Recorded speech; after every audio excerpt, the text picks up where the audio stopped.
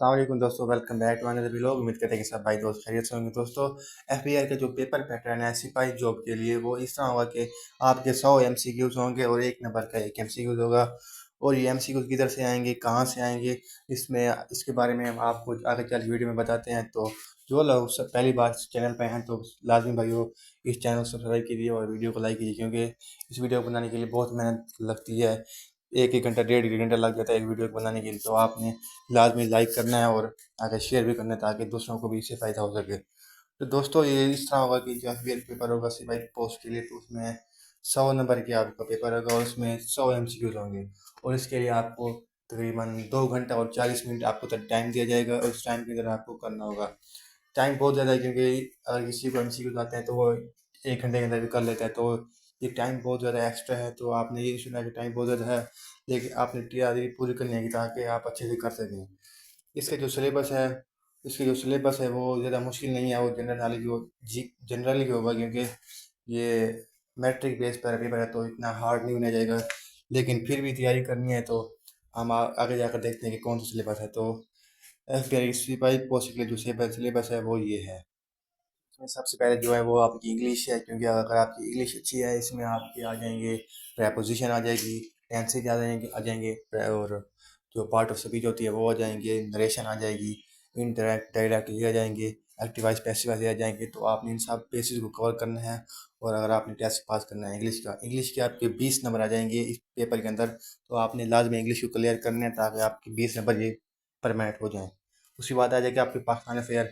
इसमें आपके सन 712 से लेकर 2025 तक जितने भी अफेयर हुए हैं पाकिस्तान के साथ वो आपने याद करना है। इसमें मिलिट्री भी आ जाएंगे, पुलिस वाले भी आ जाएंगे। तो हर तरह से आपने इसको देखना है और आप टेंशन नहीं लेनी कि इसी चैनल पर हम आपको इसी डिटेल में आपको तैयारी करवाएंगे। तो आपने इस चैनल के साथ लाजमी जुड़े रहना है। और इसी बात आता है जी के जनरल नॉलेज होगा, यानी कि आपको दूसरी कंट्रीज़ के बारे में पता होना चाहिए कि इंडिया का जैसे सदर कौन है। आप इन दिमाग में आएगा कि नरेंद्र मोदी, लेकिन वो तो प्राइम मिनिस्टर है। लेकिन वहाँ का सदर कौन है, इस तरह के आपसे सवाल पूछे जाते हैं। इसी तरह चाइना का कौन है, अमेरिका का कौन है, इसी तरह आपसे सवाल पूछे जाते हैं। और इसके बाद आ गए करंट अफेयर में आपको कंट्रीज़ के अंदर जो इस टाइम जो यानी कि उहदे पर फाइज होते हैं उनके बारे में आपको बताना होता है। जिसकी तरह नवाज शरीफ है, वज़ीर आज़म है, मरीम नवाज सीएम है, अली गंडापुर केपी के सीएम है। और इसी तरह पंजाब असेंबली के स्पीकर कौन है, जो चीफ जस्टिस ऑफ पाकिस्तान कौन है। तो इस तरह आपसे इस तरह पूछ जाते हैं। उसके बाद जो आगे F B R related job, इसके बारे में ये पूछा जाता है कि एफ बी आर का जैसे मिसाल के तौर पर फेडरल बोर्ड का कौन है इस टाइम जो ऑफिसर है, ये आपको पूछा जाता है। इसके बाद आपको इंटेलिजेंस रिलेटेड आप से 10 MSc को तकरीबन लाजमी पूछे जाते हैं हर सिपाही पोस्ट के लिए। इसमें भी एफ बी आर रिलेटेड भी 10 पूछे जाएंगे और 10 पूछे जाएंगे इंटेलिजेंस बेस पे। उसके बाद जनरल साइंस आएगी, जिसमें आपको आपने जो मैट्रिक में साइंस पढ़ी है उसमें से कुछ एमसीक्यू आ जाएंगे और थोड़ी बेसिक मैथ होगी। उसके अलावा थोड़ा बहुत कोई इधर उधर से आ ही जाएगा। लेकिन ये इसमें से सब में से 100 नंबर का पेपर बनना है। तो आपने लाजमी तैयारी करनी है और इस तरह तैयारी करनी है कि ताकि आपकी अपनी सीट निकल जाए, क्योंकि 1500 सीट्स हैं टोटल। और पाकिस्तान में पंजाब की बहुत ही कम सीटें आएंगी। अगर आपने मेरिट पे आना है और अपनी सीट निकालनी है और आपने अच्छे से नंबर सीट निकालनी है और अच्छे नंबर लेने हैं टेस्ट के अंदर, और आपने अगर इंटरव्यू के लिए क्लियर करना है तो आपको लाजमी इस टेस्ट को नहीं लेना चाहिए, क्योंकि इस पर बहुत सारे लोग अप्लाई करेंगे। आप जानते हैं कि पाकिस्तान के अंदर बेरोज़गारी बहुत ज़्यादा है और हर लोग इसमें अप्लाई करेंगे। और इसमें एज भी जो है 30 साल तक रख दी गई, तो इसमें 25 साल से प्लस वाले भी अप्लाई कर सकते हैं।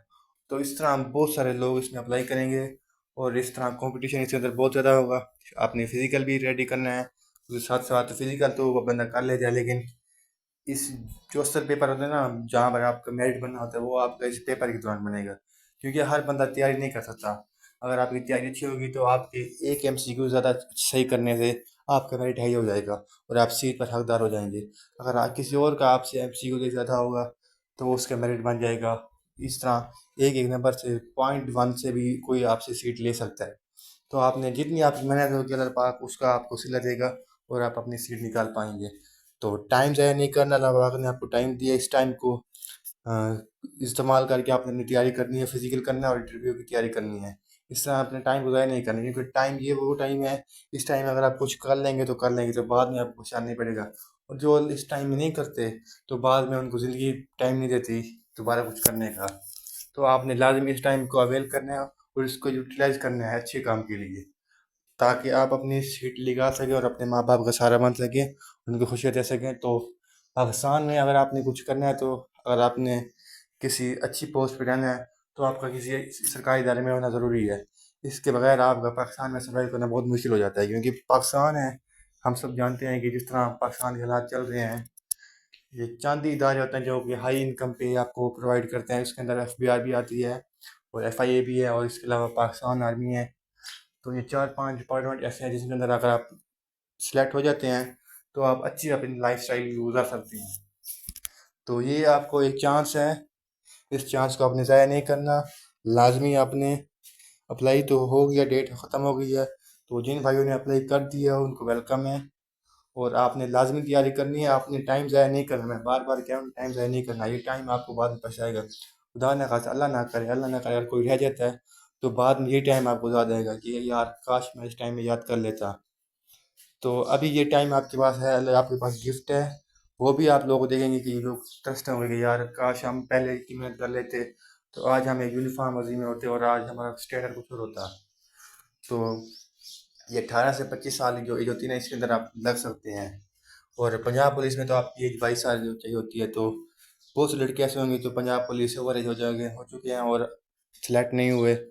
तो इसी तरह आपने भी अपनी एज को ज़ाया नहीं करना, अपने टाइम को ज़ाया नहीं करना। अगर आप कुछ बनना चाहते हैं, कुछ करना चाहते हैं